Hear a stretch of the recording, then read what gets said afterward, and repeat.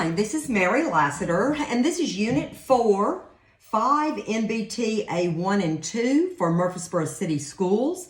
This is video 1 of 2.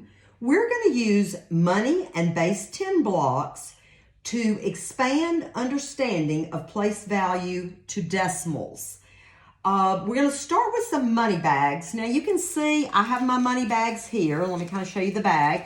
I use like a little Ziploc bag, and in this bag I put 10 dimes, 10 pennies, and I use real money because it's cheaper than buying the plastic stuff.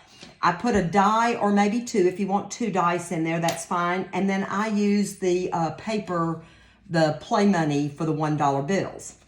When I started this lesson with the 5th grade, and this was a high-level 5th grade class, I almost left out this part of playing Make a Dollar because I thought, oh, that's just not hard enough for 5th grade.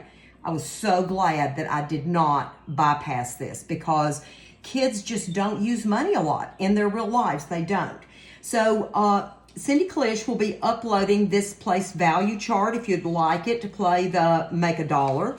Or you can just make your own, like you can see I've done right here. And then once you make your class set, you don't have to really keep reprinting it. So for this, I just demonstrate a little bit, and you can roll 1 die or 2 dice. And as you roll, each of the pips on the die is a penny. So I put the 2 pennies. And then as I roll, when I'm playing against my partner, so you're going to have each child's going to have a sheet because they're going to play against each other. And then, okay, say they roll 3 the next time. Oh my goodness, now we have 5. What if they rolled a 5 the next time? Ooh, then they've got to think, okay, I've got 10 cents. That's going to make 1 dime, okay? That's going to make a dime. Then with the dimes, same thing. They're going to have to do 10 dimes to make $1. And it kind of gets this in their head. And you don't have to play it a lot. You can start out for the lesson and play it a little while. Then move this game to a center or a station, okay? So, once they play this, you set it up. They play against their partner. I bring them back together and I start questioning. Because I am trying to... these kids for this standard, NBT1, have to know that a digit in one place represents 10 times as much as it represents in the place to its right, and 1/10 of what it represents in the place to its left. So we can do this with the money, okay? We can think, how many cents or how many pennies are in a dime? How many of those pennies does it take to make a dime? Ask them that question, okay? Then we can say, how many dimes are in $1? What does this tell us about place value? What is 10 times a dime? Okay, we hope they say that's going to be $1. Then, here's the ones place right here, right? This is my ones place. That's my $1. Okay, which position is 1/10 of the ones place?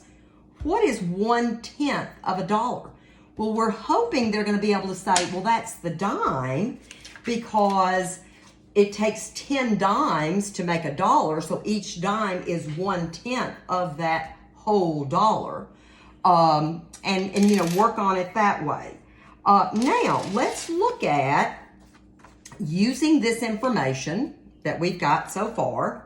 Let's look at NBT2, okay? In the progressions document, students understand why multiplying a power of 10 shifts the digit of that whole number or decimal that many places to the left. Now, so we're gonna do this with the money. So we're gonna think we've got 1 dime, okay? That is 1 dime, all right? I've got 1 dime. 1 dime times 10 to the 3rd power. All right? 10 to the 3rd power. That means 10 times 10 times 10. Okay? 1, 2, 3, 3 tens. Okay? So I got to multiply that dime times 10, I got to keep multiplying, times 10, times 10, times 10. So let's take it, first of all, let's take that dime. What about the dime times 10? The dime times 10. 1 dime times 10 gives me 10 dimes. And 10 dimes is what? $1. Okay? So, okay? Now, notice the decimal point did not move. The money moved. So when you're saying the decimal point moves, the money's moving, if you'll look at it. The decimal point is staying still.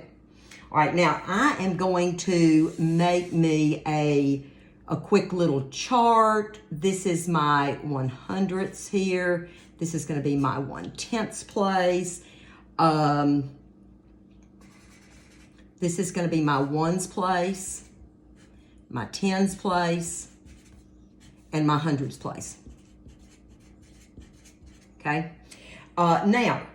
Now I've got to take, okay, so now I have, let me change my pen here.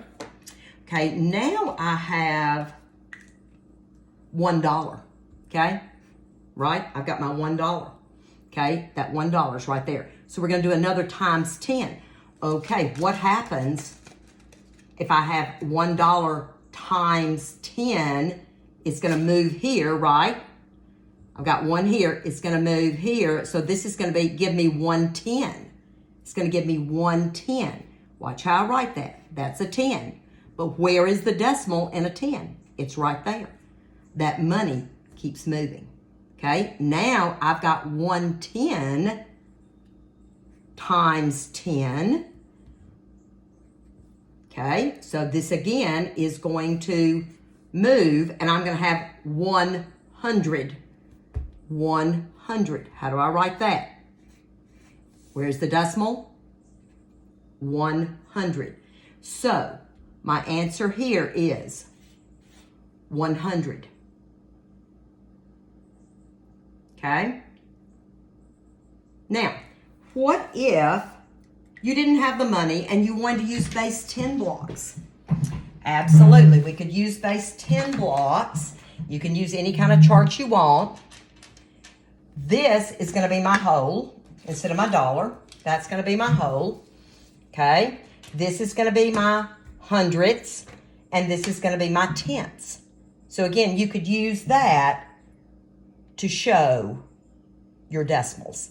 And this is for NBT A 1 and 2.